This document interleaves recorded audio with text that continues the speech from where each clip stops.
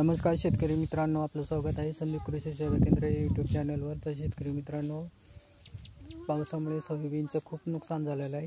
तर पाऊस सध्या 2 दिवस झालं उघडलेला आहे। तर आता सोयाबीनची आम्ही काढणी चालू केलेली आहे, तुम्ही प्रत्यक्ष पाहू शकता। हे बस शेतकरी मित्रांनो, सोयाबीनमध्ये सध्या किती पाणी आहे तुम्ही पाहू शकता। ते सोयाबीन काढणी चालू झालेली आहे। बघा शेतकरी मित्रांनो, सध्या पाऊस पडलेला आहे। हे पहा शेतकरी मित्रांनो, सोयाबीनमध्ये कसं पाणी साचले।